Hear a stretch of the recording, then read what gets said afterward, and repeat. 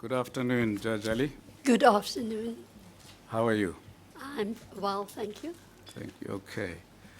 I just want to place on record before we start that you and I served on the Judicial Conduct Committee for a time, of Judicial Conduct Committee of the JSC, which is a subcommittee of the JSC. That's correct? That is correct. That is right. You are a judge in the Western Cape High Court. That is so. And for how long have you been a judge of the Western Cape? 12 years and 4 months. 12 years and 4 months. That's right. That's a long time. You must know, therefore, the division very well. Yes, I do. What can you tell us about the division that needs improvement, things that are done very well in that division so that other JPs can also hear about it? Yes. Our division, the Western Cape division, was one of the divisions that actually started case flow management before the structures that are now in existence, in fact, existed. We started initially with pre-trials in RAF matters, road accident fund matters, and later we expanded that to pre-trials in civil matters. We have also had a joint working committee, which the judge president headed up, in which he met regularly with all the stakeholders in the province, including the heads of the district court and the heads of the regional court, and the National Prosecuting Authority, Legal Aid South Africa, and other stakeholders. So we are very gratified to see that the structures that are now in existence, such as the PEEC and the NEEC, is in fact a continuation of what we in the Western Cape had implemented several years ago. But as you correctly point out, there's always room for improvement. There are areas in pre-trials and case flow management which we can still streamline.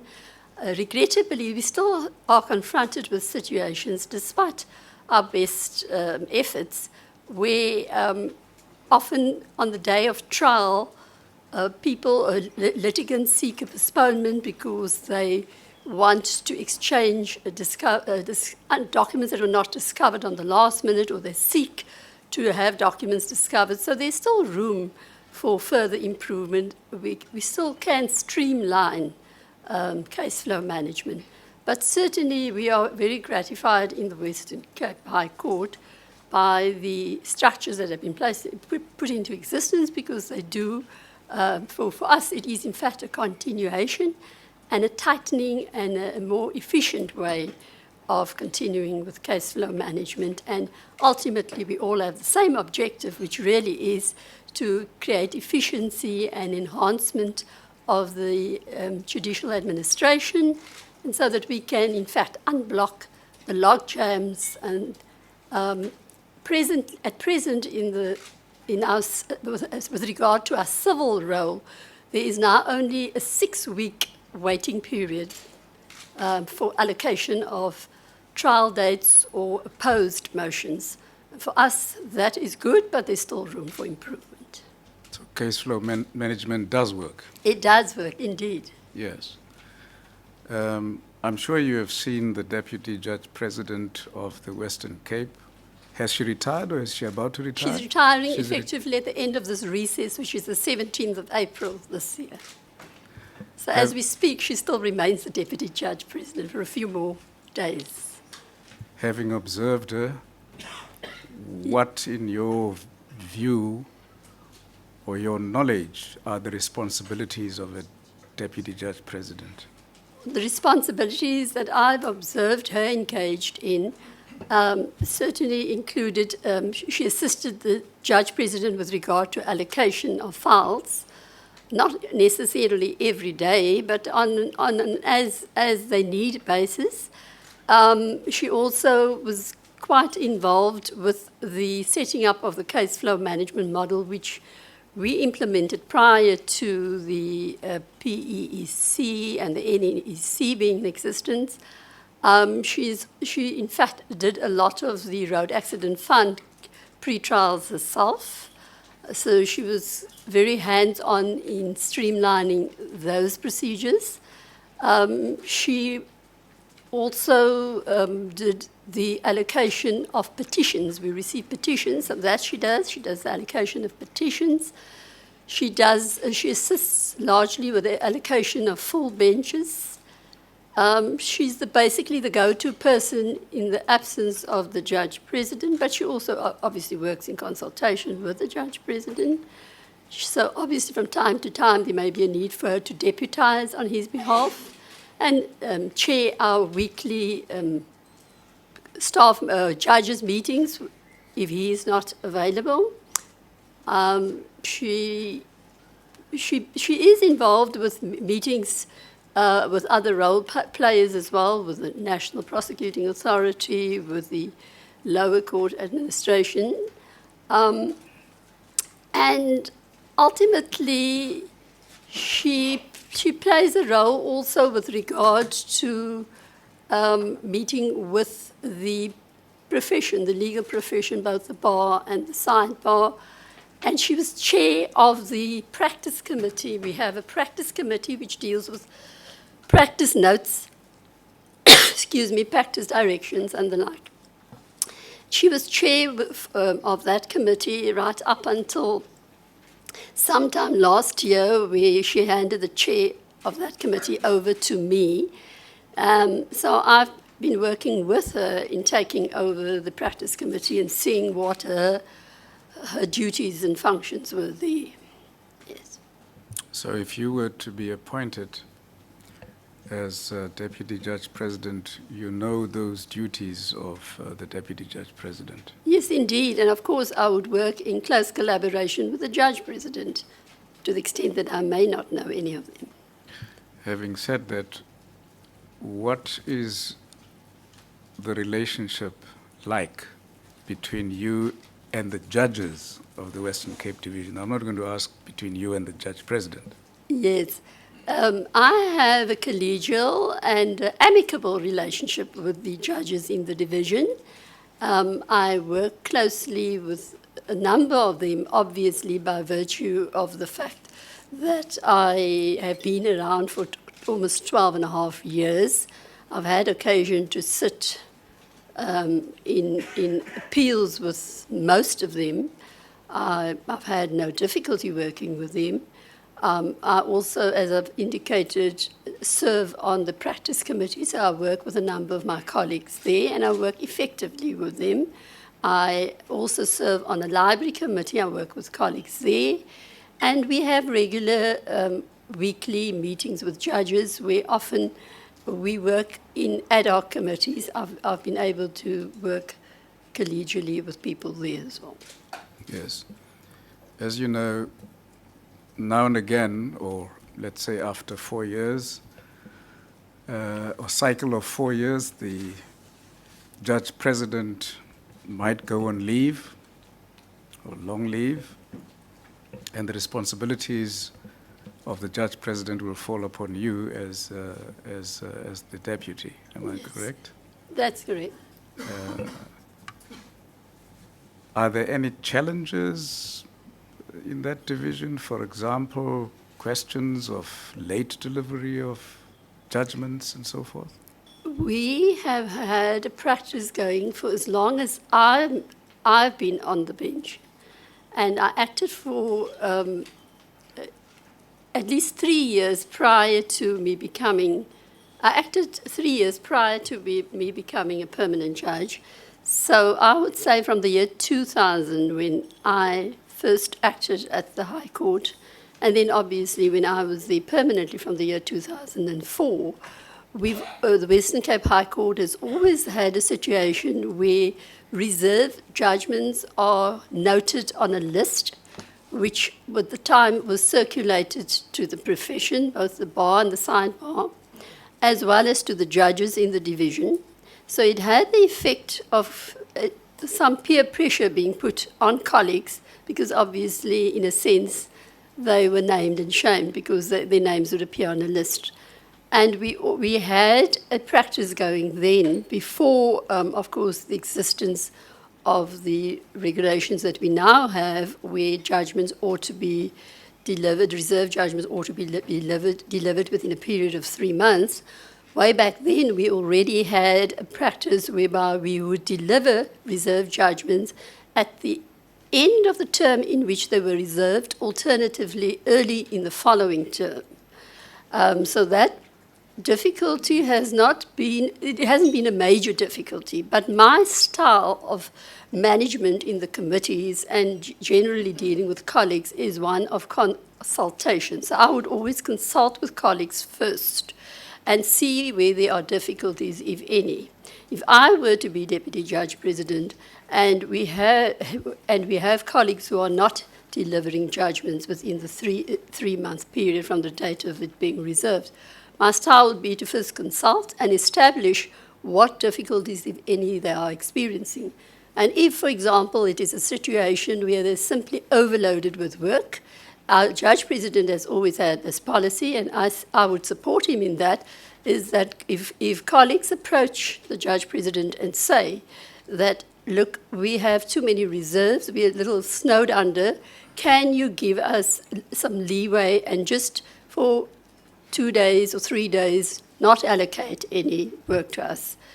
I would have no difficulty in continuing to implement such a practice but obviously each case would have to be decided on its merits. I mean, there would have to be value or there would have to be some truth to the fact that the colleague or the allegation that the colleague is in fact really overloaded with work. But there are certainly mechanisms that one can put in place to have the colleague deliver the judgment more speedily. And of course, if all of that fails in any event, now with norms and standards and with the need or the imperative on colleagues to deliver their judgments within 3 months, it would go to the Office of the Chief Justice anyway. And having served on the Judicial Conduct Committee, I'm fully aware of the procedures that could follow thereafter. Can you remind me, after how long is the head of court required to report that failure to deliver a judgment timely? Well, now we have a system whereby the reserve lists automatically are forwarded to the Office of the Chief Justice. The administrative staff are doing that automatically. So the moment the 3-month period, that comes to the attention of the Office of the Chief Justice as they are prepared, these lists. So the moment any of those reserves are outstanding for longer than 3 months, it's up to the Office of the Chief Justice to take the matter further. But of course, that doesn't mean our Judge President and the Deputy Judge President is caught snapping. They are, in fact, encouraging judges weekly at our weekly meetings to actually ensure that their names are off that reserve list and that they deliver their judgments within those 3 months. So I would say 3 months is effectively the cut-off period.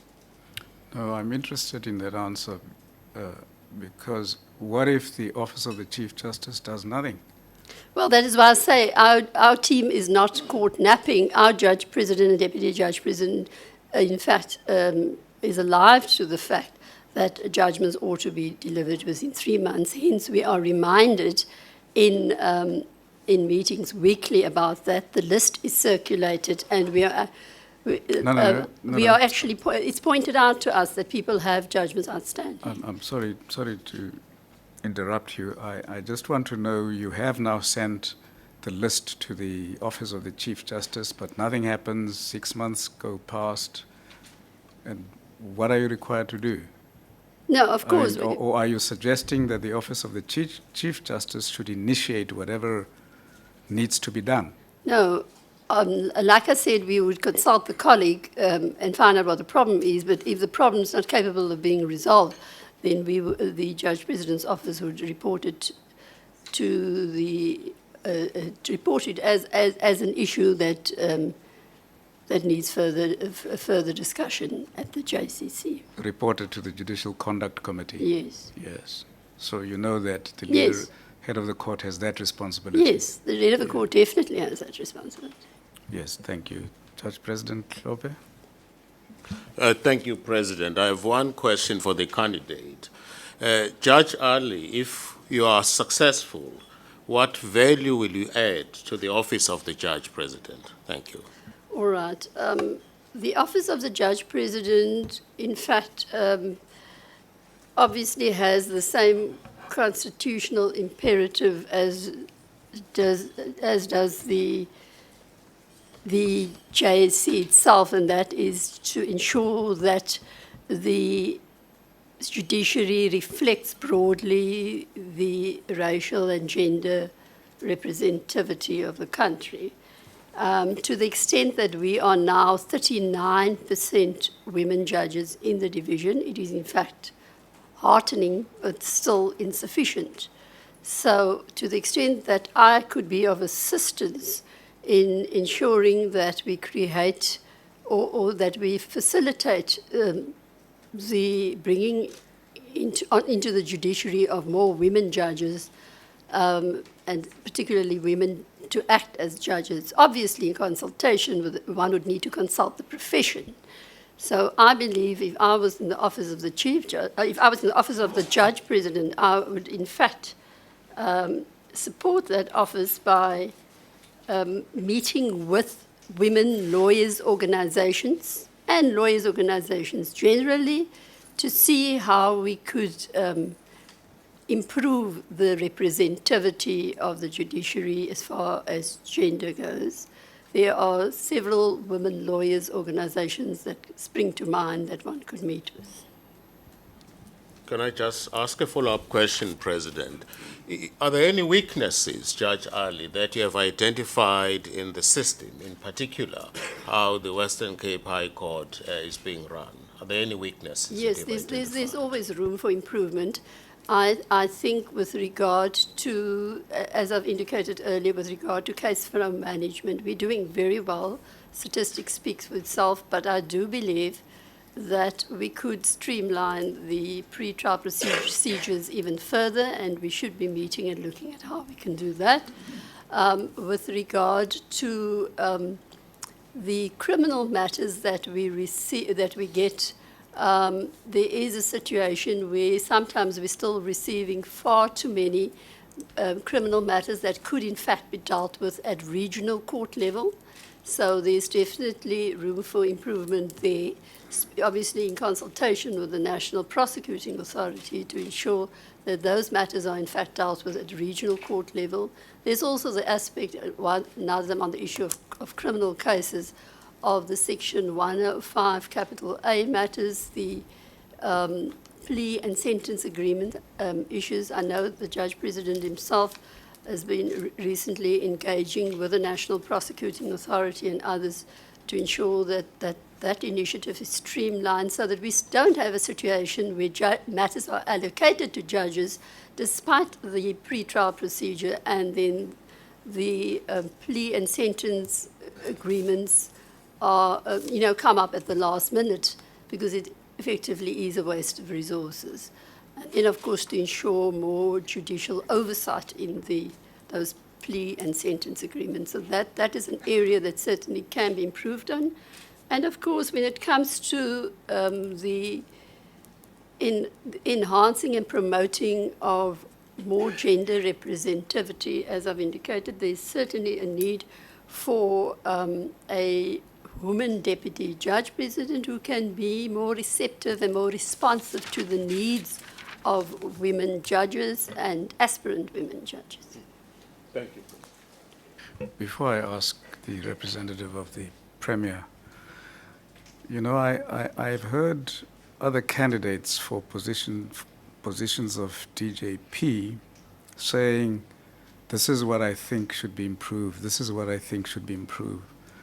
But have you ever, in the judges' meetings, for instance, raised this with either the Deputy Judge President or the JP to say, you know what, I know that we are doing all right, but I think we can improve here.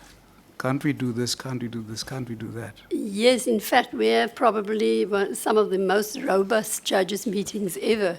We often have judges raising issues and they are taken forward. And we also have once a term, towards the end of the term, we have a full-on judges meeting where issues of concern concerning practice in the division, issues of concern are raised, and a lot of these issues are raised at those meetings. As I've indicated, we have very robust and vigorous debates in our division. Thank you. Ms. Stewart? Thank you. Judge Allie, my perception in the litigation I've been involved in is that the state has taken on a transformation agenda in the cases it runs through the Office of the State Attorney. But that agenda hasn't been assumed by private business to the same extent as the state, and I want to know if you've got the same perception. Well, I've probably not been involved in sufficient matters of that nature to be able to give an informed, make an informed decision on that. But certainly, private sector. You're obviously referring to the briefs that you're referring to the members of the profession that the private sector briefs. Indeed, it is an issue with regard to the gender transformation. We and the judiciary can do our bit in terms of, obviously, when women in the profession avail themselves for acting positions, we do the mentoring, we do the skill sharing, we do the training, we provide the support. But ultimately, it is for the profession and its clients, including the private sector, to be on board with this and to ensure that there is a better distribution, for want of a better word, of work to women lawyers in the profession so that they can gain skills and exposure in areas such as commerce and other areas that they've been previously excluded from. But that is something that the profession should be dealing with their clients in the private sector. Yes, thank you. Minister? Judge Allie, good afternoon. Good afternoon. The Western Cape Bar is one of the least representative in terms of gender and race in the country. For example, I think if my figures are still correct, less than 20 of the over 400 advocates are African. Now, the pool from which to source judges that bars provide is a critical source. Would you agree? Yes, the pool is critical, but we no longer, and indeed they should be broadening the pool. More, the conditions at the bar and at the sidebar should be improved so that more women can, in fact, sustain themselves in practice. But in addition to that, we are no longer restricted to in fact drawing acting judges from the bar. As you know, we may draw acting judges from the magistracy, we may draw acting judges from academia, and we can draw acting judges from the sidebar. And indeed, there are more women in those professions whom we have been drawing. And to the extent, and let's be honest, to the extent that the Western Cape used to be regarded as a coloured labour preference area, we have a situation where not many African black practitioners have been able to, in fact, succeed in the Western Cape. That is regrettable. It's a situation that obviously needs to be addressed, not something that we as the bench can necessarily address, but there is nothing stopping us from bringing in African black candidates from other provinces, and indeed that is what we have done. That's what our Judge President has done, and I fully support that initiative.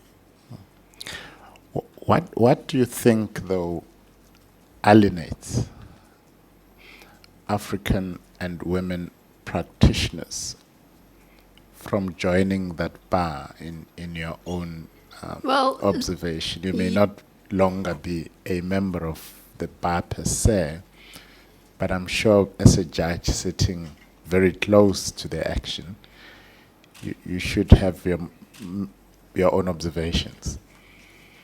Yes. Let me first correct you. I was never a member of the bar. I'm a member of the side. I was a member of the sidebar. Okay. But yes, indeed, the conditions that prevail at the bar, firstly, economically, it's hard for members who do not have the financial resources to sustain themselves initially at the bar.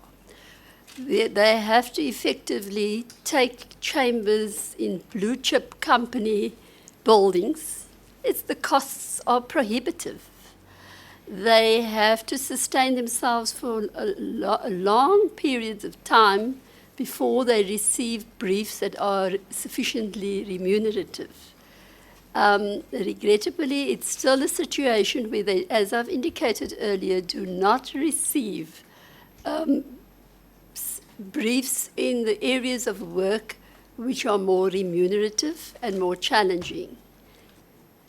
That needs to be addressed, and I understand that the Legal Practice Act is in some way meant to address that as well. Yes. Now, obviously, you as a sitting judge observe the teams of practitioners that appear before you and how they composed or constituted.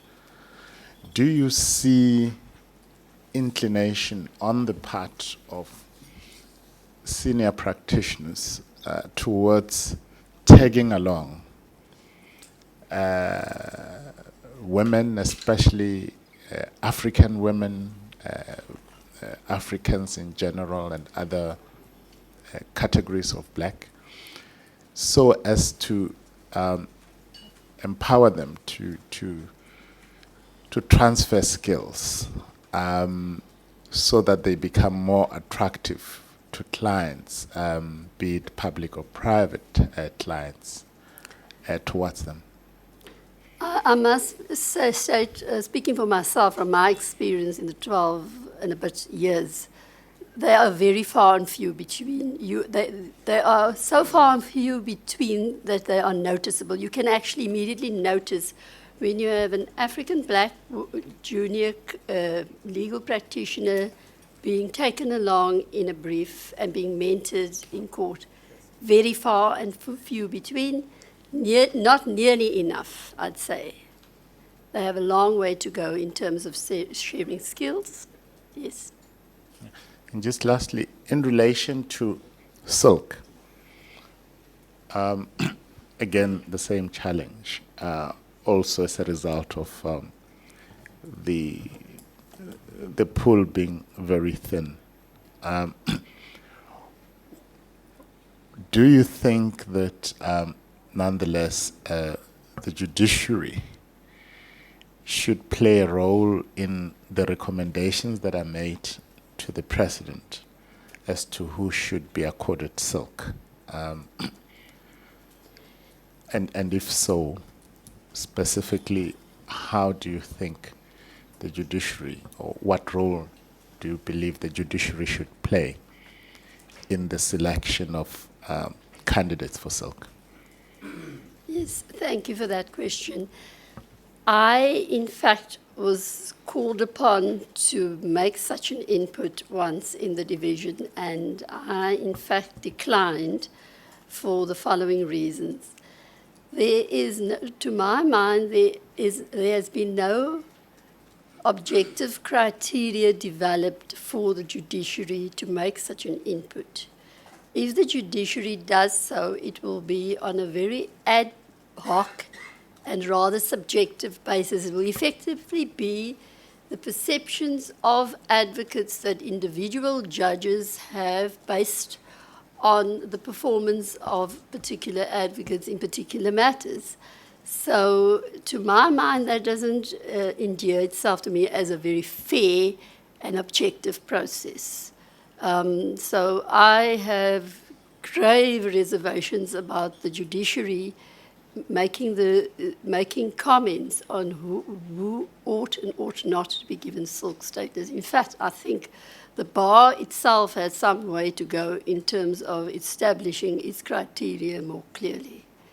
And in fact, and it ought to be taking account of its skewed briefing patterns, because if you say that members of the bar deserve silk status because of the nature and complexity of the work they engage in, then one ignores the skewed briefing patterns. But just very last one. The intention is to actually develop such criteria. Do you think the judiciary should be invited to give input as the president perhaps works on Give kind of inputs. criteria that would assist him in? Sorry, is the question input as to the development of criteria? As to the criteria themselves, in other words, the development of the policy, overarching policy framework. Well, to the extent that the judiciary may have some comment to make as to the structure of the bar and the way it operates, most certainly there would be no harm in the judiciary giving input to the criteria. Thank you very much, So President. your difficulty is the judiciary being involved in promoting or not promoting a particular candidate. Yes, in the absence of any criteria, and then, of course, it's very subjective because there's no standard test that is applied. Thank you. Judge President Khomo.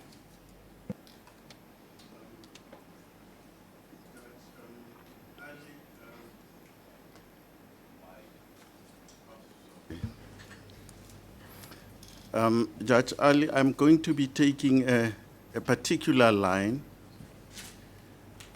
As you know, I represent on this body the judges' president and also in some way the judiciary, apart from the Chief Justice, of course, and the President of the Supreme Court of Appeal. You understand that? Yes, yes, Judge President. Now,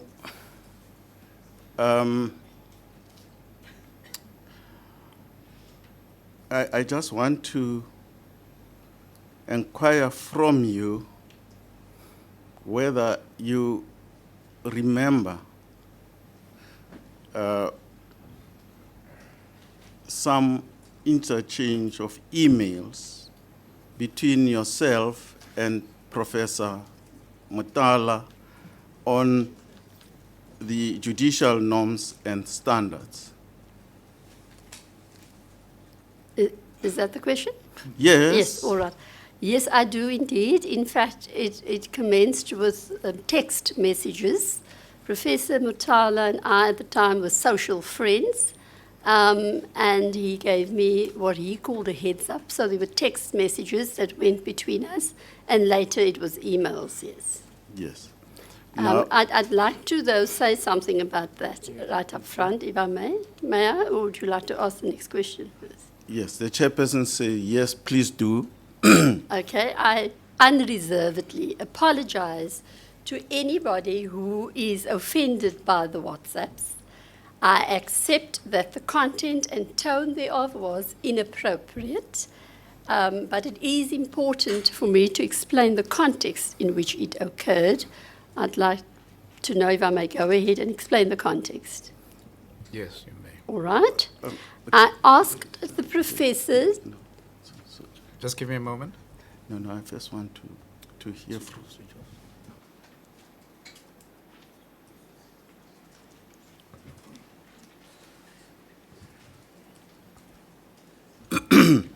the chairperson will take this up from from a particular point, but if you can just indicate to the JSC where in this exchange or the correspondence did you apologize? You have No. apologized now, Yes. but I just want you to Okay. refer us in the documents, the emails before us, where you apologize. Yes. I did not apologize in the emails or the WhatsApps. I considered that to be private communication between friends, and I called upon the professor at the time not to make it public. But to the extent that he has now recently made it public to this forum, and there is obviously now a need, since it's become now a public information, for me to apologize. So I'm apologizing now. Can I go ahead and explain the context? No, the context will come. Of course, this is precisely where we are getting to. But I want to give you a fair chance. It has happened previously with 2 candidates. Before we put to them certain things that may be adverse, we inquired from them whether, having considered all that has gone into what we know, what is before us, whether they would still want to continue. Because once you agree that we continue, it's in the public domain, then you must know that you bear the consequences. You're confident that you want to continue? Yes. Yes. I'd like to continue, if you don't mind, to just explain the context. Yes, of please it. do. All right. I asked, as I said earlier, the professor not to make the text public because it was private communications. But since he made it publicly, I now have to deal with it. The disclosure that he made public, though, I find to be an unconscionable breach of trust and confidence between 2 friends. The text messages that went between the professor and I was part of a robust and heated debate because he launched an unfair attack on the judges in our division and accused us of racism.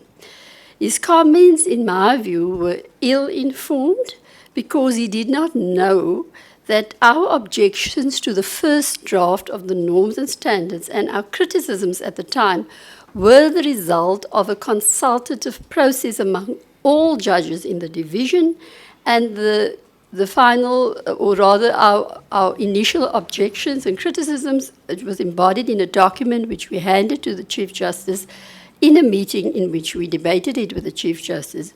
In fact, it was the decision of the division with the exclusion of certain judges who were heads of court or acting heads of court who are in our division. So it was the decision of the majority of judges in our division.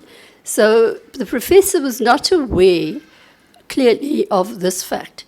And his criticism singled out one judge and then accused the entire division of racism. So to my mind, that was in fact an ill-informed and an unwarranted and unjustified attack on the division. And I told him, and I repeated here, that things I said to him I wouldn't say to someone else because I trusted him as a friend, and he breached that trust. Because it was the discussions we had was part of our robust way of communicating with one another. We had, over the past few years prior to that, communicated with one another in messages, excuse me, over a whole host of issues affecting the profession, affecting the judiciary, affecting even legal academia. And up until then, all of those communications had remained private and personal communications. I didn't think that this would be any different. But of course, the lessons that I've learned is, like many people, I realize now that I should not communicate in text messages, even in personal even in personal communications. Yes. Okay, then we proceed. This happened from the 19th of February 2014. Is that correct? That seems to be correct. I don't have the exact date, but if that's what it says in the text message, then that would be correct. Okay, I think in fairness to you, through you, Chairperson, can No, they- I can have a look. I may have it if I may page to it. I can. well, if they give it to you, then it would mean we have them in the same order, but you can still look at your. Yes.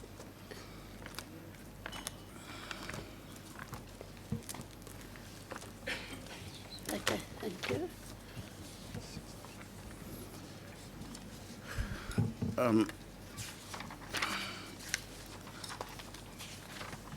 Let's That's correct, Judge President Homo. It is from the communication started on the 19th of February, yes. Yes, and that's more than 2 years ago. That's correct. And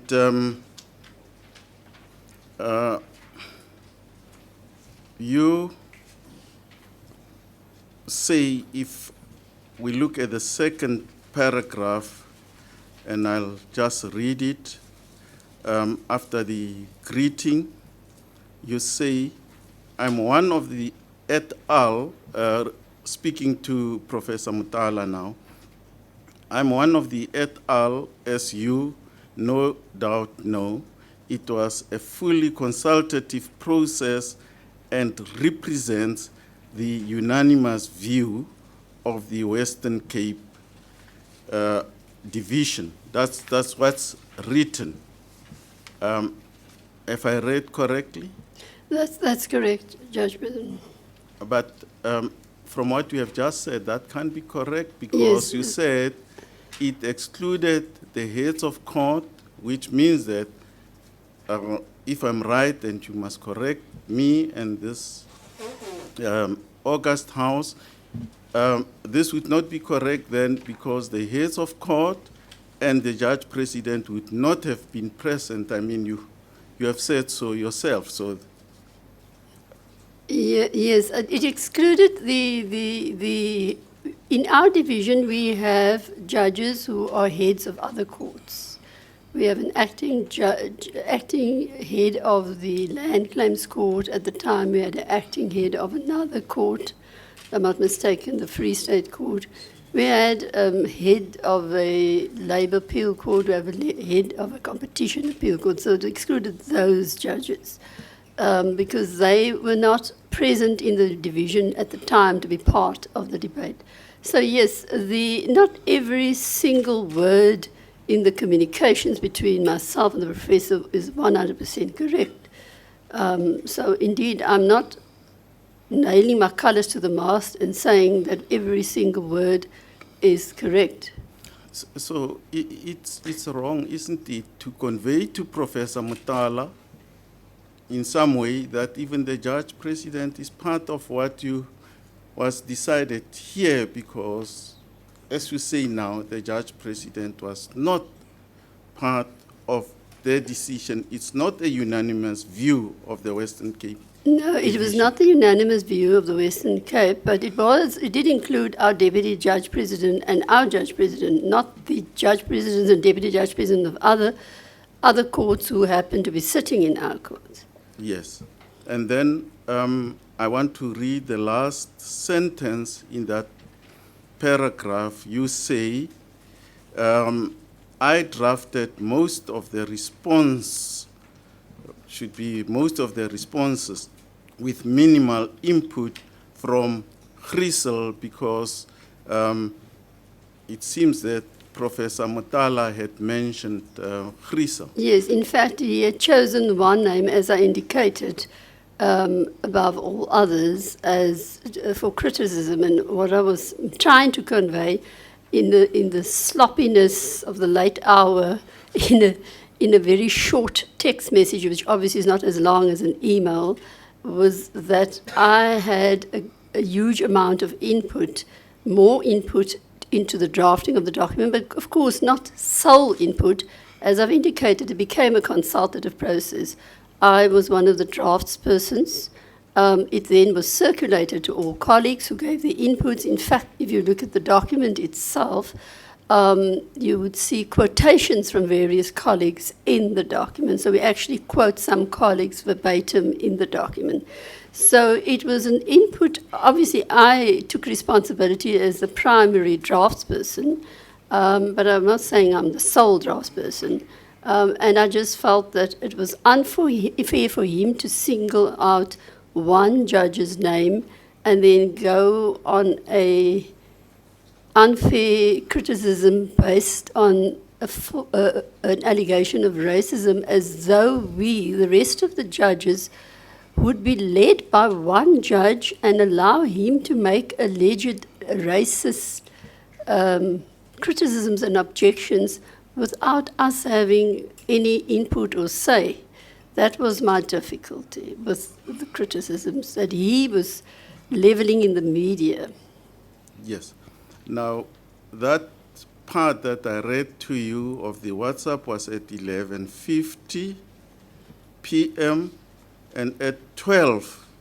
And this is an aspect that I want you to look at. That's the third paragraph.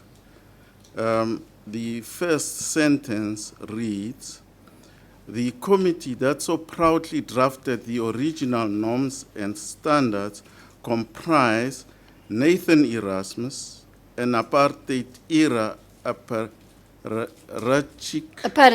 yes. Okay, Apparatchik, thank you very much. Stephen Majid, a previous NADEL member who's now compromised his independence for personal gain, and Chris Govender, who overtly supported Binsworth's appointment at the JSC. Now, let's break this up a bit.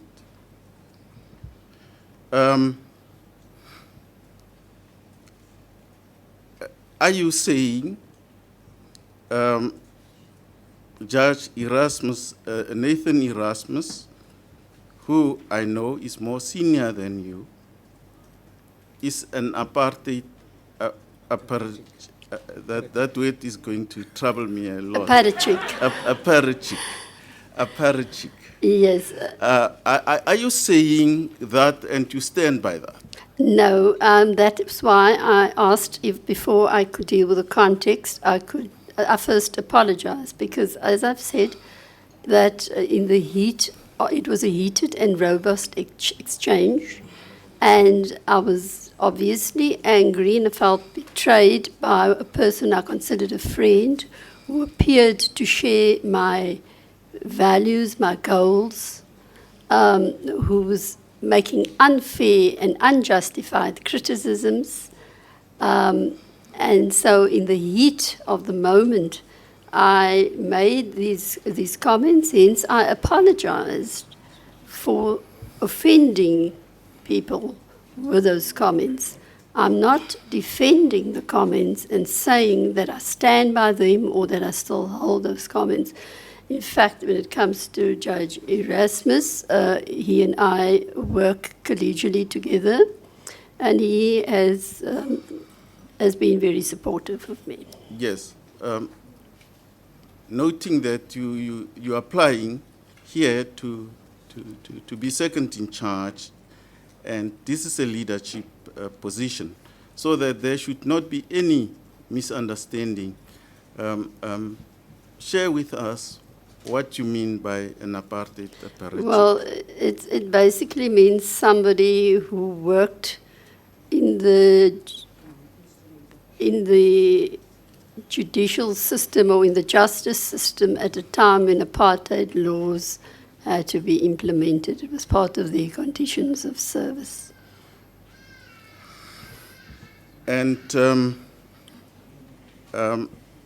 Stephen Majid is the second judge that you referred to, a previous NADEL member who's now compromised in his independence for the personal gain. Now, Stephen Majid is a judge of the Supreme Court of Appeal, isn't it? That's correct. At the time that you wrote this, was he already in the Supreme Court of Appeal, or was he still a judge of the Northern Cape? I can't say. My memory fails me as to where he was then, Judge President. But like I said, I apologize for offending those people, and those comments were made in the context of a heated debate. Yes, okay. President Mpati, we want to follow, man. We are not following. Where do we go here? Which page? Oh, sorry. No, I said it's WhatsApp and paragraph 3. Okay. Or page 3. Okay, sorry. It's not paginated. Let's see. 1, 2, Pages 3. 4. Yeah. Oh.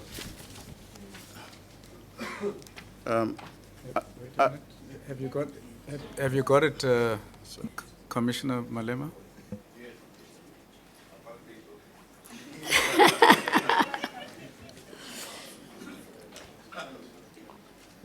Mr. Chief, you just check for us whether he was taking the SEA already. And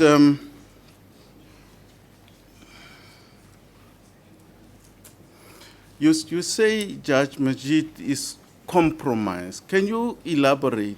Well, Compromise, sorry. please. Sorry, I apologize.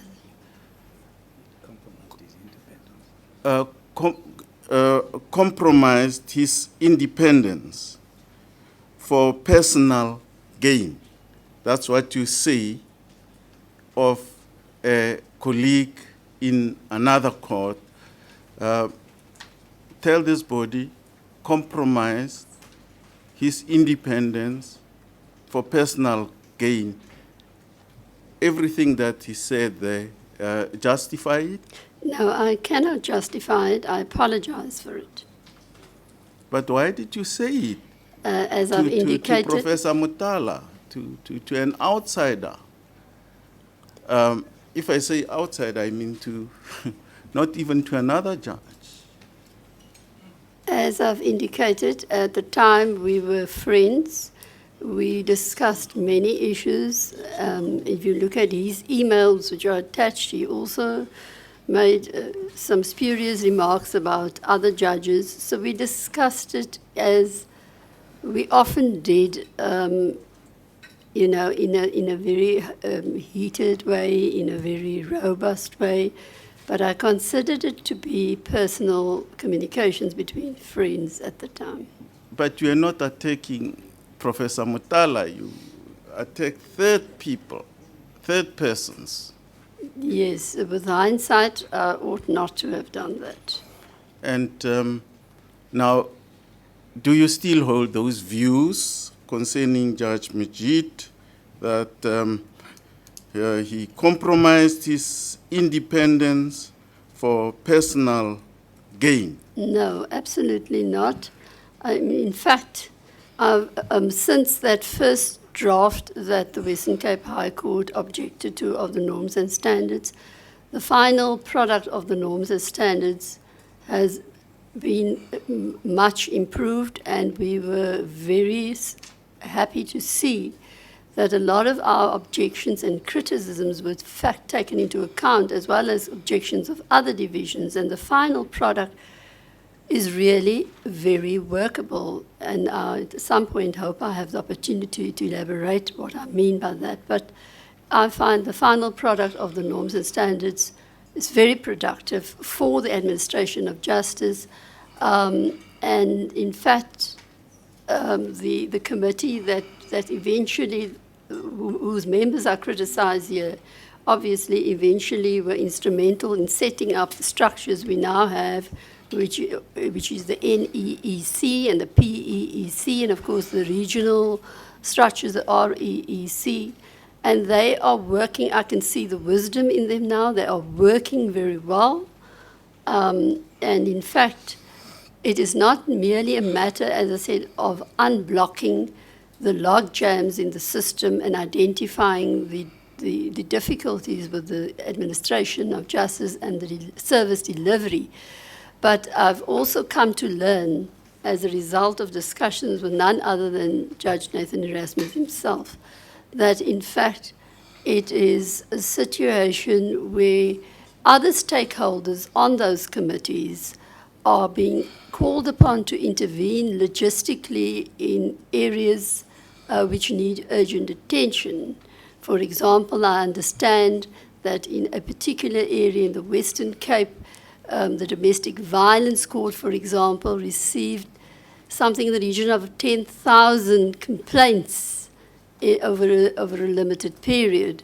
And that spoke volumes of the fact that there was some serious social, economic problems going on in a particular area in the Western Cape.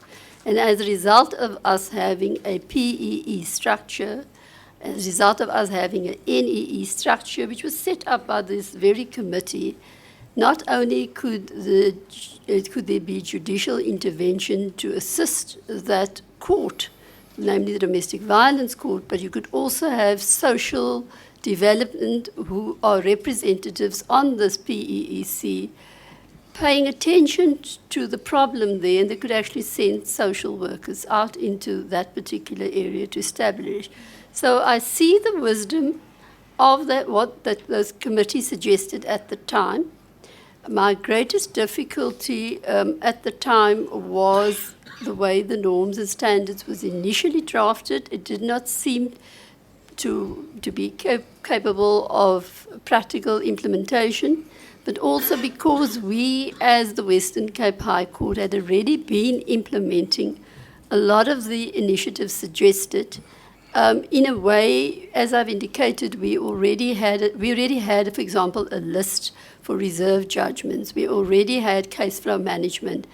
And at the time, many of us, and I myself, felt that perhaps the norms and standards, the way they were structured, was unnecessary because we were already implementing all of that.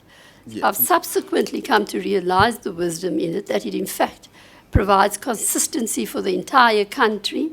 I had no idea as to the difficulties that was being experienced in the other divisions, and I was thinking purely from the perspective of what our lived reality and experiences were, and I thought we were working fine the way we were. But I've subsequently come to realize that there's great benefit and virtue in the structures that were set up by these committees. So indeed, the criticisms were, Professor Motala's criticisms were heated, they angered me, they were unfair, and I then responded likewise in an unfair and intemperate way, and I apologize for that. Yes. Judge, I don't want to interrupt no, because sure. I'm not the chairperson. If I was, I would have tried to say to you to be as brief as possible. All right. So that for the sake of progress. But Judge, Ali, if Judge Majid compromised his independence for personal gain, would he be fit and proper to remain a judge?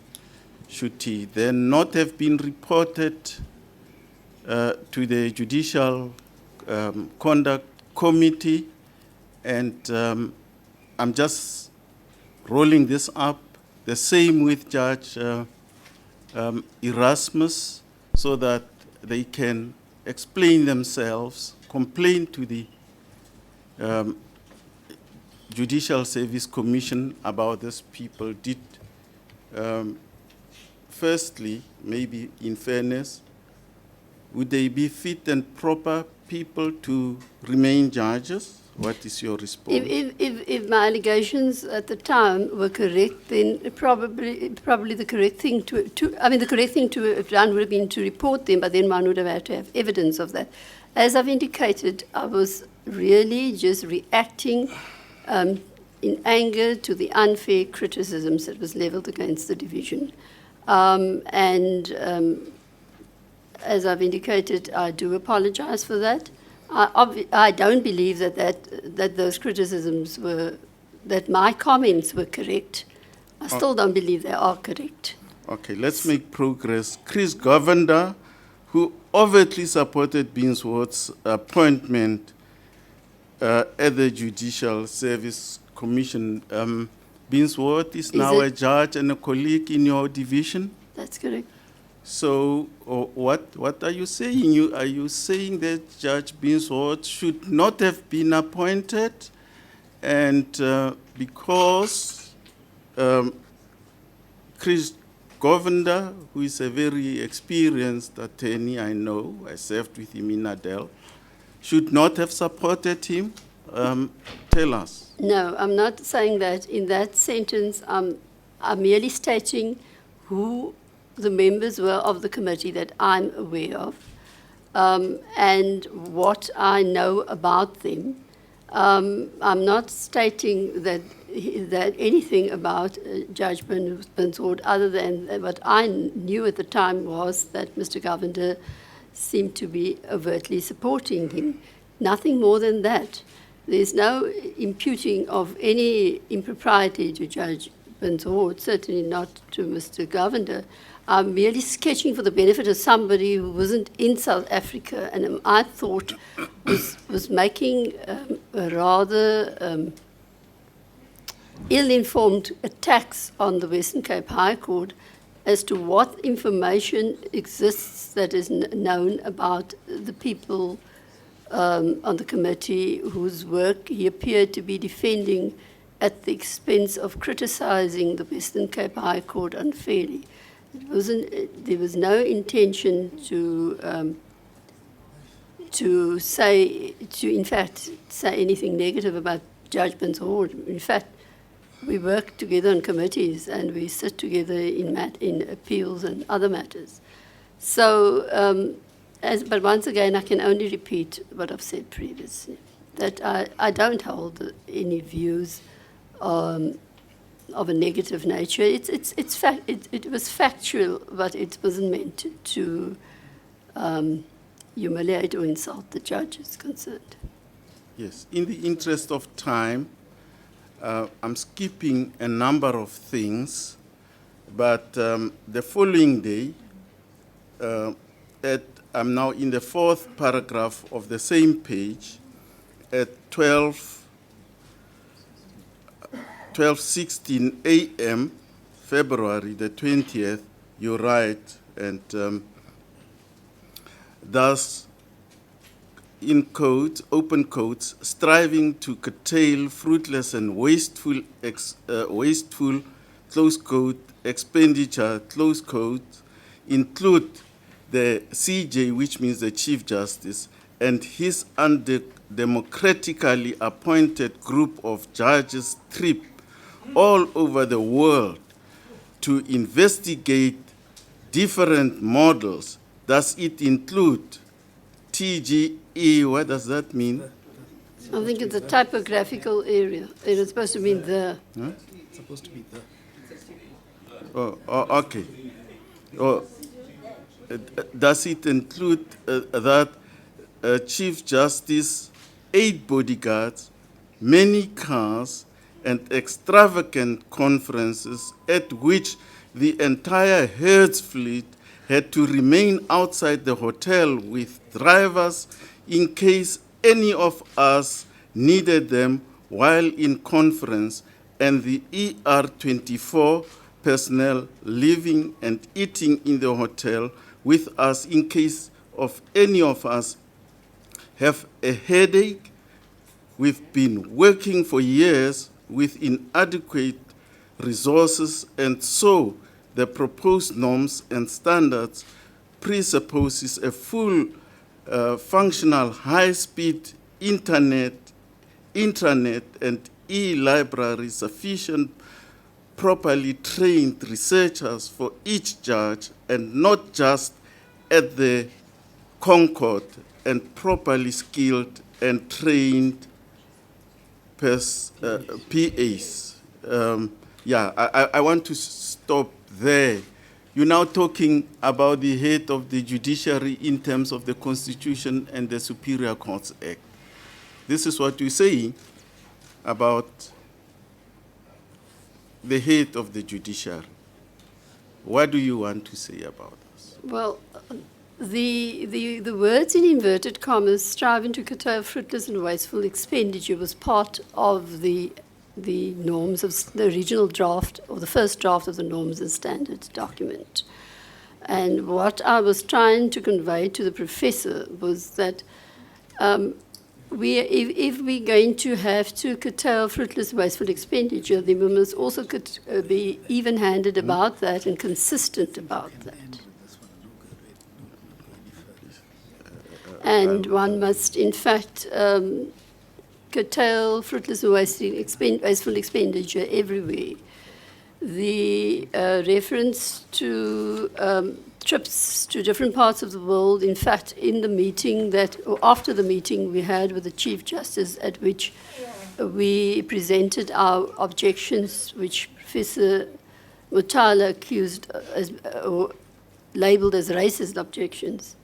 We in fact discussed with those same judges who served on the committee outside about, we questioned the need to go and investigate other case flow models in other countries, whereas we had sufficient and good enough best practice right here in South Africa.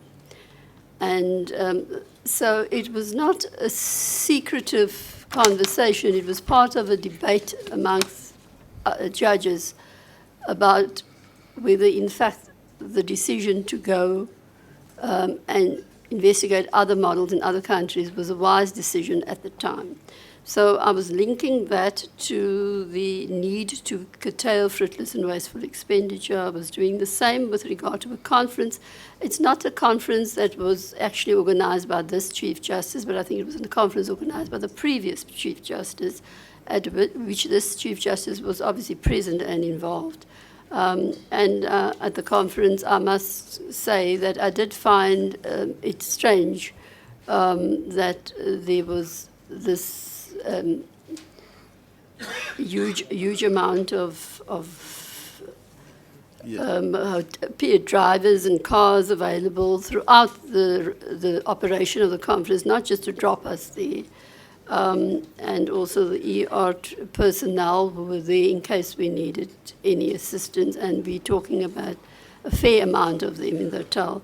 At the time, I did consider that also to be wasteful. So I was trying to, I was trying to convince the professor that this issue is actually not as he may see it to be, that there are more issues that we must be consistent and in curtailing frivolous and wasteful expenditure, and to the extent that he appeared to be defending the initial draft.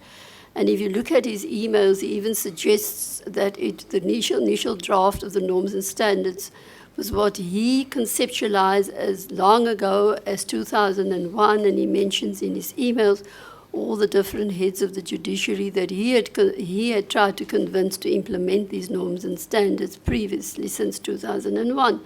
So to my mind, it seemed as though he was taking ownership of the first draft of the norms and standards, and I was criticizing aspects of it with him to the extent that he appeared to be taking ownership of those norms and standards, saying that he mooted the idea with members of the judiciary as long ago as 2001. He continued to do so.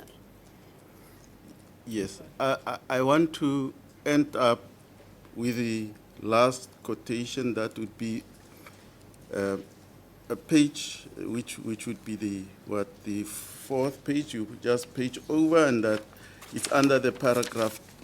The time would be 12. 19 on the 20th of February, and that is the last paragraph. Dala was known for his chronism. My kids must pull themselves up by their own bootstraps. I will never use my relationship context with people to advance them. In principle, I would die for. It's a principle. Well, it's a principle I would die for. And then I'm aware that there is a need for norms and aspirational values, but not in its current form. It's a sick roadshow being conducted by an individual with no conviction or insight. History will vindicate us on this. It's an individual with no conviction or insight. Who is this individual who has no conviction or insight? Who is this? The individual really is Professor Mutala, because he took ownership of it. To the extent, as I said, he took ownership Please, of please, it, and he commissioners. was prepared to, in fact, go out batting publicly for it and unfairly criticize our objections to it. And the reference to the other aspects that you read, I don't know if you want me to address those.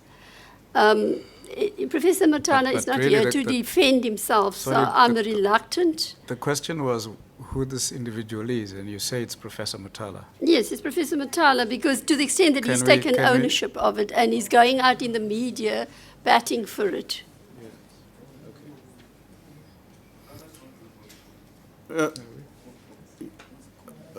Judge, just look at the context. It's a sick roadshow being conducted by an individual with no conviction or insight. Is Professor Mutala conducting this sick roadshow? Well, to the extent that he was going in the media, in fact, had a follow-up op-ed piece also on it, and he was in legal brief on it. What he was doing is he was obviously conducting a media campaign for it, and as I've said, he's taken ownership of it, and said that this was his idea as long ago as 2001, and he mentions all the different individuals in the judiciary that he has tried to get to buy into the idea. He was effectively running a media campaign and putting us in a position where he was suggesting that he was unfairly criticizing our objections to it. So to that extent, I considered it to be, he had no insight. I was trying to give him insight. By that time, on that page, I'd already sort of given up trying to give him insight into it, because he was coming back with answers which was just more of the same criticism. And he was running it as a media campaign. Probably the word roadshow is not correct. It's more media campaign. Yes. I'm concluding, Judge, but I don't want us to leave here without suggesting to you that the person you're referring to here is the Chief Justice, with whom you have to work as a senior judge if appointed a deputy judge Oh, president. in the context of that paragraph, is that what you're saying? Yes. Okay, if you can just give me a minute to then consider the paragraph in its context. Because I was referring to cronyism, I was referring to what Professor Mutala had said about how he got to start his program, his academic program, after consultation with Dala. So I initially understood what I was saying there to be, I was speaking about Professor Mutala. Then when I was speaking about my children, I was also speaking about Professor Mutala and the favors that he asked of me concerning his child. And then, so I thought the whole paragraph, but if you read it in the context, then it could also be interpreted as being, yes, the word roadshow, it would seem to indicate that it is a reference to the Chief Justice. Okay. You say you apologize to these people. You have named them in these WhatsApps and emails and so forth. Have you written to them to tell them you apologize to them, or have you told them that you apologize to them? No, as I've indicated at the beginning, in fact, I considered this to be personal, private text messages between friends. I did not expect that it would be made public. It would have remained something that I said to Professor Mutala in the heat of the moment, and I thought it would end there. 2 years had elapsed, and I assumed that with the passage of time, that's where it would remain, that Professor Mutala would continue as before, and I would continue as before, and whatever heated exchange, but as you know, you've only read out what I've said and not what Professor Mutala has said. So. And there's always a context to everything. When my reference to children and to his children there's also a context to it. But he's not here to defend himself, so I wouldn't want to go into that. But I do want to say that there's a history. When friends become angry with one another, there's a history. It never just arises, and it didn't arise only at the start of these communications. So it was an argument, as it were, between people who were friends at the time.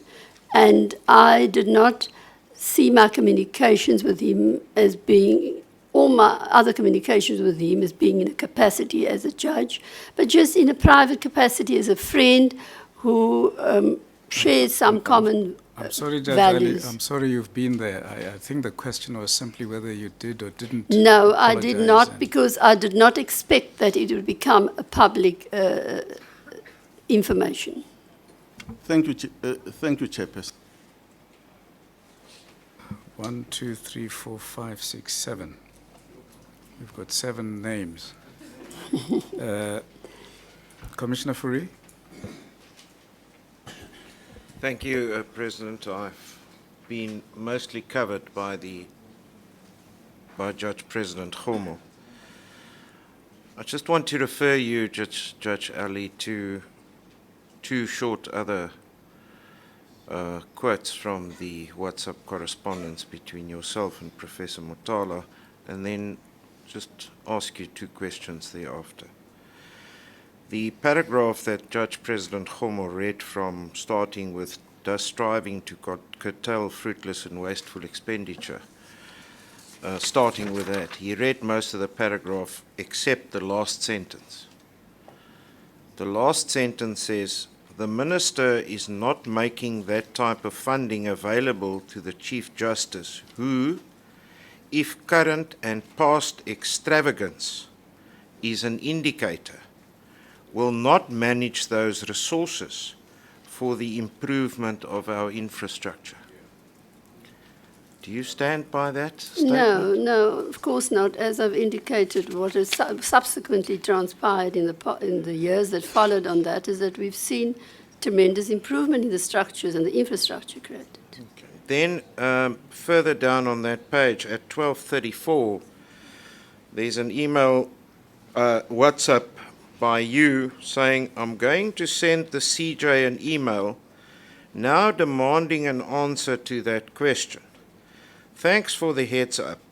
I'm no Griesel, Gauntlet, or any individual whose guilt for political indiscretions can be exploited. I'm no armchair strategist. I'm going for the jugular." Yes, I was very angry at the time. What I was, sorry, are you No, yeah. you can answer what, to that. what I was saying to him is, it's also a reference to his previous media critiques. Besides critiquing Judge Griesel unfairly, as though he was the sole draftsperson of those criticisms, He's also critiqued Advocate Gauntlet and others in the media. He's very well known for his op-ed pieces in the media.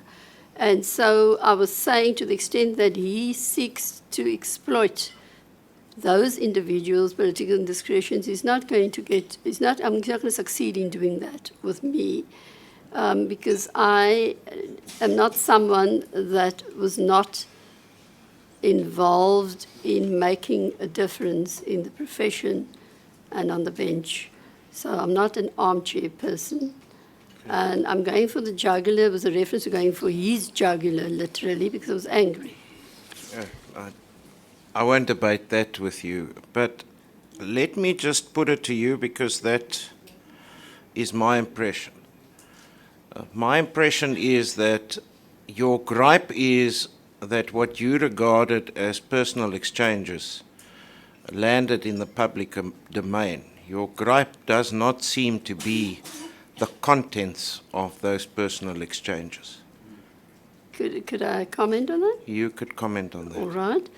There are many aspects of these personal exchanges, particularly the ones which criticize colleagues, or the one which mentions colleagues in a bad light, the ones which mention individuals in a bad light, the ones which say that the resources will not necessarily find their way into improving our infrastructure, that I regret.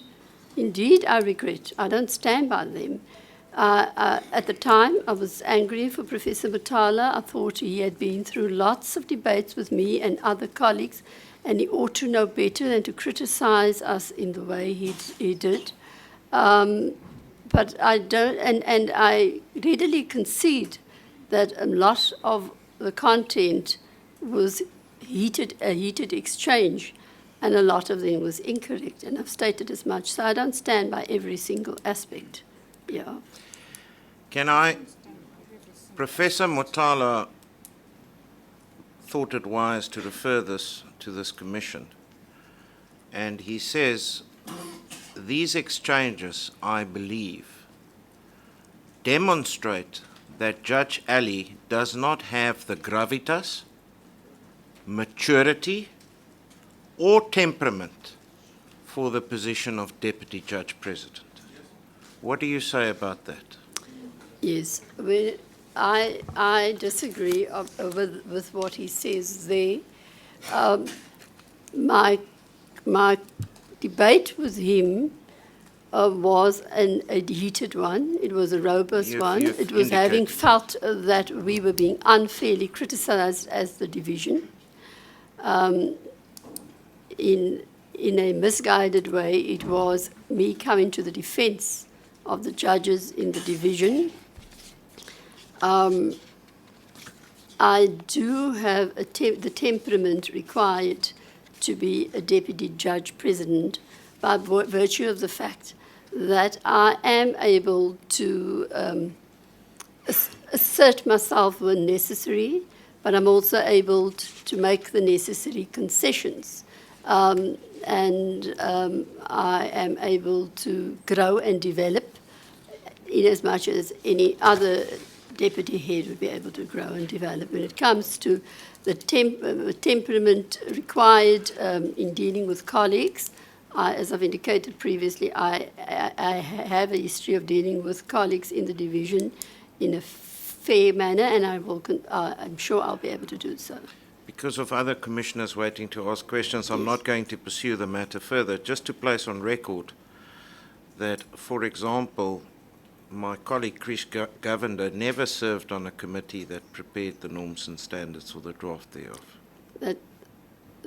That is, I've subsequently found out. Thank you.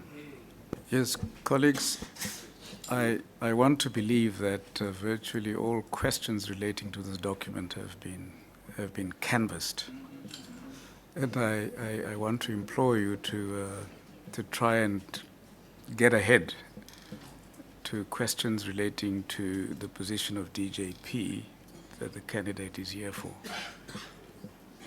Mr. Nyambi. Thank you. Do you believe that a judge must always discharge official duties, act honorably, and in a manner benefiting judicial office? Yes. Do you think we have done that given all what was raised now? I don't want to get to the details of it. I have always discharged my duties honorably. I've always acted honorably. I acknowledged in these messages I behaved in an emotional and angry way, and that if I had behaved in this way in the course and scope of my employment or in my capacity as a judge, then I would not be fit to hold office, but it was a personal, private argument between two friends. You are the one who dealt with the case of, may his soul rest in peace, Honorable Ambrosini versus the Speaker of the National Assembly. That's correct. Can you quickly summarize for a layman the verdict of the Constitutional Court so that we can understand it? Those are not one of the cases that I think I presented. I would not have it on the top of my head exactly. Just the summary of the judgment, your interpretation of your understanding of that judgment. I'm not sure that I can recollect it. I know the matter was about the procedure adopted in debates for the passing of a private member's bill. And I know the Constitutional Court overturned my decision and found that, in fact, the procedure had to be altered and changed. And it was, in fact, subsequently changed. I'm sorry, but I don't recall the details of how it was to be changed. But they found that it, in fact, was not in accordance with the Constitution. The procedures as it existed was not in accordance with the Constitution. Let me get it correct. Are you saying after it was changed, you never tried to familiarize yourself with the judgment? No, I did at the time. It's been some time ago, though I've been doing a lot of other judgments since. Your understanding of judicial accountability, share with us your understanding of judicial accountability. Well, judges ought to be accountable, firstly, in the conduct, the conduct of their work, and they ought to be accountable to the judge president and then ultimately to the Chief Justice. Of course, if judges are found to be incapacitated or have incapacity or have, in fact,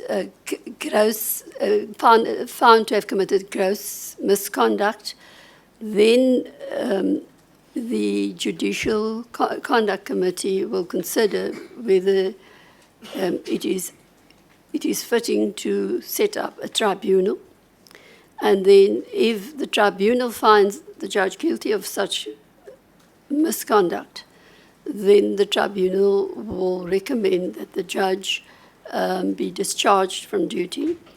Then in addition to that, a judge would have to go through the procedure of 2/3 of the National Assembly voting on whether the judge should be removed from service and recommend that or pass a resolution to that effect, and it is for the president then to remove a judge.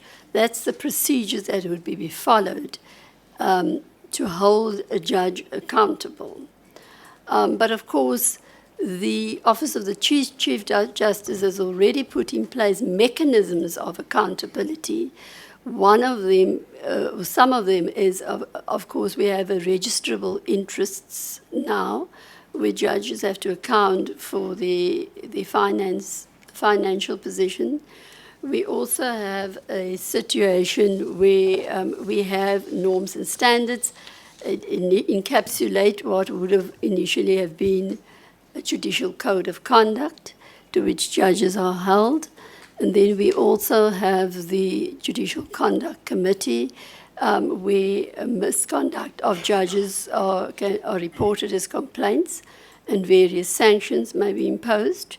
So to that extent, I would say there is judicial accountability. Thank you, President. But Thank you. Commissioner Matumela, if you still want to ask questions. Commissioner Malema. Thank you very much, President. Judge, here would you agree with me that here we appoint honorable judges who behave in an honorable manner? Yes. Would you call the conduct as discussed between you and Judge Homu as honorable? The conduct between me and Professor Motala. No, the discussion, yeah, about that. You had a long discussion with Judge Homu. I don't want to go into it. No. My response to Judge Homo's questions. No, it's not. You discussed it with Judge You President discussed Homo. your emails, SMSs, WhatsApps with Judge Homu now. Yes, And you have since apologized yes, because you accept that that was not an honorable thing to do.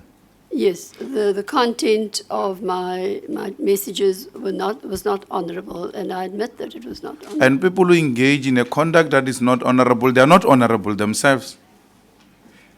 Do you agree? I think that it depends on the nature of the conduct. You apologized and said sorry because your conduct was not honorable. And you know that this body appoints honorable people. And therefore, people who engage in a conduct that is not honorable cannot be honorable themselves. Do you agree? I cannot agree. Okay. Do you think it is honorable and expected of a judge to discuss colleagues with friends and because this is a private conversation. We're taking what you are telling us. It's a private conversation between friends. You discuss your colleagues' judicial issues with friends. You think that is honorable? What I found dishonorable was that, in fact, the friend was prepared to publicly criticize the judges without getting the judge's version of events. So you are discussing the judicial matters with friends and you say you don't see anything wrong with that. I don't want to talk about your friends. I'm talking to you. He's not here. I'm talking about your conduct as a judge. Now, I do see that it was wrong to discuss it with him. As I've said, I've learnt a lesson. And therefore it is dishonorable. It was incorrect. And therefore you are dishonorable. I can't say that I'm dishonorable. Judge, you want us to lower standards. I know. I would say that my remarks were intemperate. Whatever you call it, it is unacceptable conduct of a judge who has applied for a senior position which has got everything else to do with leadership. You should have on your own just withdraw from this up until you have communicated and apologized to your colleagues and rework on your temper and your conduct, and then only then come back here. You don't think that was an honorable thing to do? I can't agree. You think we with our high standards here, we pitch very high here, we don't play. We pitch very high. With our standards here, we must compromise and appoint a person who discusses Chief Justice, who discusses colleagues with his friends and say, this is leadership which can control its temper, and it is honorable and behaves in a manner that is acceptable in the judiciary. Should we say that after going through everything here, which you didn't deny? I do believe that I'm not a person that is incompetent. I'm a capable person, and I'm a person with strong ethics and a passion for advancing the judiciary and transforming the judiciary. My last point is that, do you accept that what you say in private you must be prepared to say in public? Do you accept that as a leader? Because you cannot take leave from yourself. You are a judge. Even when you retire, you are a retired judge. You can't take leave from yourself. So as you sleep or wake up, the posture you take in social activities, every conduct you display, private and public, you remain a judge. Therefore, in your conduct, throughout, you should display such quality. Yes, I agree. And here you took leave from being a judge. Yes, I became angry and tried to defend the judges. And you failed as a judge. I failed to contain my temper. No, the judge failed to control the temper. Let's not run away from that. You are a judge. A judge failed to control the temper. I failed to contain my The judge behaved in a dishonorable manner. You took leave from yourself. There are days where you just take off the gown and want to become an individual, and your profession doesn't allow that. I think you've already placed that, Commissioner Malema, and she has responded. Even if you are not satisfied with that response, I think she has. Let's thank the president.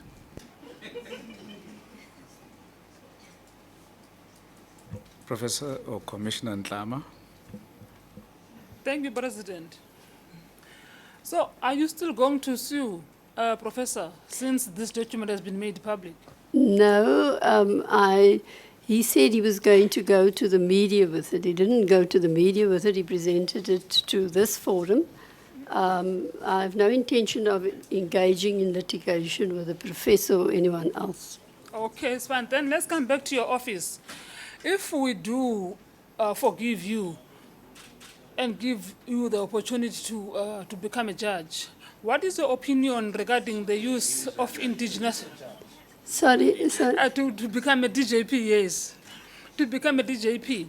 What is your opinion regarding the use of indigenous languages, both as languages of records and communicating languages in the courts?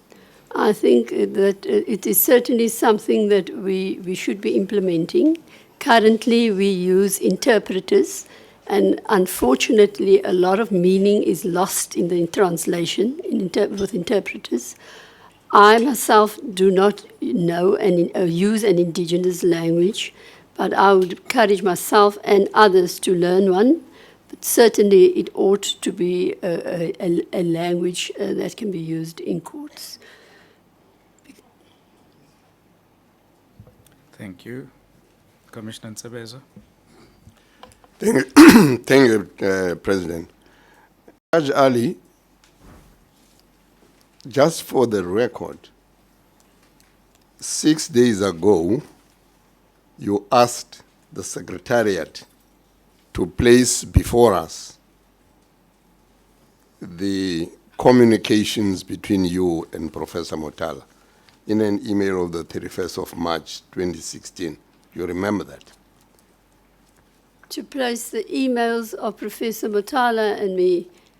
The email in which he had already sent to the JSC. You wanted the JSC to have sight of the communication between you and Professor Motala. The letter which he had already sent, yes. I referred to that letter in explanation as to my view on the communication. The answer is yes. Yes. And you expected, or you anticipated, or you should have anticipated, that the members of this commission would want to get into the details of what it was that gave rise to what you said, please, would you be so kind as to ensure that the commission receives this response? You must have anticipated that we will want to know what it is, the full context and the full picture. Is that right? Yes. Now, I know you have apologized, and I know that up to this point, you have not considered that you should not continue to make yourself available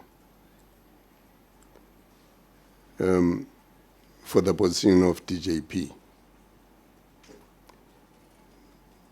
Now, I'm just asking you, as a person whom I have known for a long time, do you think you should continue to make yourself available for our consideration for this position in light of what has happened in the last hour and a half or so? Yes, I do. Because you've apologized. And made concessions that many of the allegations were made in the heat of the moment and in anger, and were incorrect. Thank you. Commissioner Didiza. Thank you very much. Good evening, Judge. Good evening. Yeah, I want to just ask you two questions in relation to your answer on the questionnaire that was put to you, point 17, which asks you about your contribution to the law and the pursuit of justice in South Africa. You have mentioned a number of things there that as part of a collective, namely NADEL, together with civil society, we lobbied for, succeeded in achieving the following, and you mentioned a lot of things there. And the second question relates to, maybe let me finish that. How did you do it? Maybe what was your specific contribution in those collectives? Okay. And the second question relates to 6, which is the subsection of 17, where you say, I addressed and attended several Women's Day events as a judge. So I would want to know, how does addressing meetings of Women's Day and events as a judge contributes towards law and the pursuit of justice in our country? All right. Firstly, as part of the collective, I think my CV, which was attached, also sets out the various positions I held within NADEL and other civil society organizations that I've always worked within NGOs to achieve justice and equity and for all of the people of South Africa, to achieve access to justice. And I was referring to a time which was prior to 1994, when the lawyers' organizations such as NADEL were lobbying and making representations for the inclusion of certain rights and freedoms in a proposed constitution. I was part of workshops that were organized at the University of Western Cape and elsewhere with the ANC's Legal and Constitutional Committee and NADEL to debate the content of what the lawyers, the democratic lawyers at the time, felt should be included. I was part of lobbying for the abolition of the death penalty through NADEL. This is obviously all in a pre-1994 era. And also then we made representations to the Law Society and other organizations and to the Legal Aid Board to extend judicare, to ensure that legal representation is available to every accused person in our court. It's many issues that we now take for granted in the post-1994 era, which were not in existence then. And as part of this NGO and other organizations, we actually lobbied for these changes. And of course, many of these changes are now taken for granted as law, but they did not exist then. When it came to the recognition of customary marriages, I remember going along with a Nadal delegation to... I'm sure that's sufficient. Okay. For what you have placed Then before us. turning to the issue of the addressing and attending Women's Day events as a judge. When I arrived at the Western Cape High Court in the year 2004, I was only the second woman judge of colour. The other woman judge of colour that was there some of the time, but she was also working in the land claims court. So I was primarily the only woman of colour in the division full time. And so when there was a need on Women's Day events to go and address, for example, the candidate attorneys of the Law Society, I would address them on how they ought to advance women in the profession and how they ought to, in fact, apply the law in a way to give access to the rights of women. I addressed the national prosecuting authorities, women also on Women's Day, on how they can best advance women's rights and women's rights as human rights.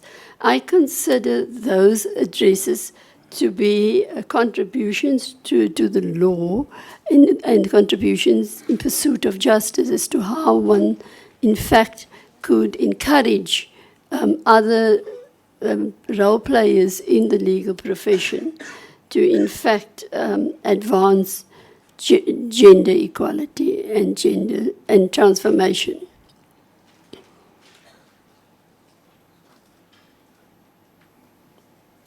Well, thank you very much. Thank you, Judge. I had thought, because, on the things, the reason I raised the question, the first question in particular, is because a majority of people in this room could claim the same, because they were part of the activist call prior to 94 that could have done all sorts of those things as part of various organizations.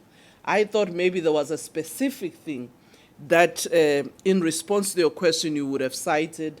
Either maybe you drafted a paper, made a presentation, or you were serving in a committee during the negotiations process in CODESA, or maybe you were part of the drafters of the law that recognized customary marriages. So it was in that context that I was asking you specifically, when you talk about contribution, that something that you would have pinned down for me, which is not part of what a majority of people, as I say, in this room would have been part of those activities as part of the collectives.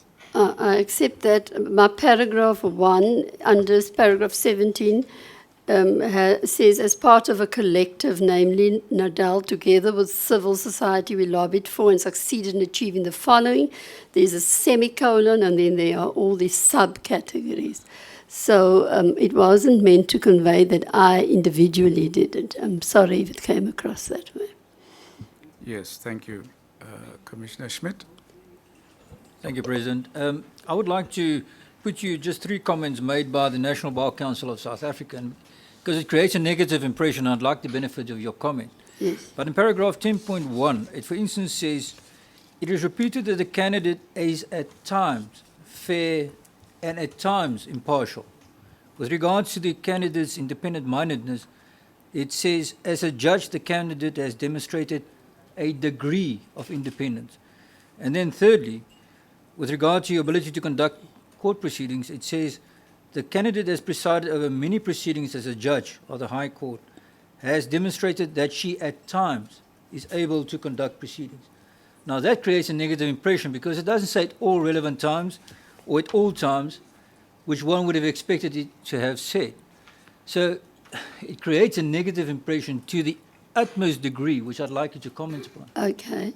Firstly, I have not been taken, none of my decisions or my proceedings that I presided over have been taken on review on or appeal on the basis that I acted unfairly in proceedings in court.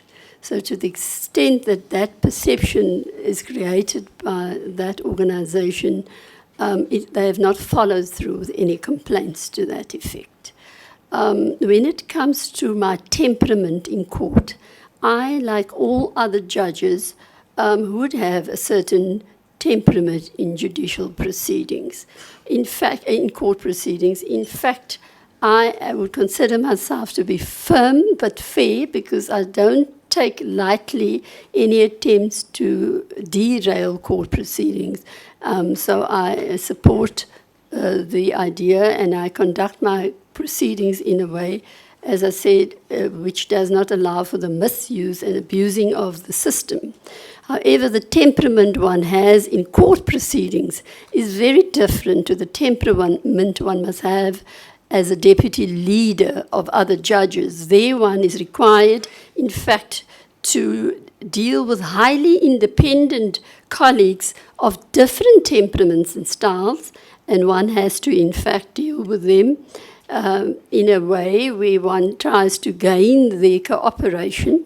And failing that, if one has to make management decisions, I will not squirm from making management decisions that are hard and difficult, obviously in consultation with the Judge President. Just to conclude, President, and I don't want to juxtapose it against competing candidates, but in another instance, it is said that the candidate is known for fairness and impartiality of another candidate. And it's said, as a judge, the candidate has demonstrated a high degree of independence. Now, I'm just juxtaposing it because that candidate, I would suppose, finds himself or herself in the same environment as you do. And therefore, I'm asking you this question because it does create a negative impression. I'm not sure that you'd like to comment or that a comment is expected of that. I'm not sure either. Through you, President Party, perhaps you can tell me if I should respond. It's fine. Thank you, Mr. President. It was a comment to you. JP Khomo, just one little thing to deal with. Sorry, Judge. Just one aspect, and I'm going to your questionnaire, page 8, paragraph 18, that's section 3, general. Are there any circumstances known to you which may cause you embarrassment in seeking the appointment for which you have been nominated? Now, these things have come out and you had not disclosed them. Is that a mistake on your part? These things that have come out in the WhatsApp, the SMSs, the emails, should you not have disclosed them? Judge President Khomo, at the time when I completed this questionnaire, 2 years had lapsed since Professor Matala and I had our heated debate and argument. I asked him not to disclose it in the media. He didn't do so. I assumed the matter had gone and been laid to rest. I did not consider it to be an issue that ought to have been in the public domain.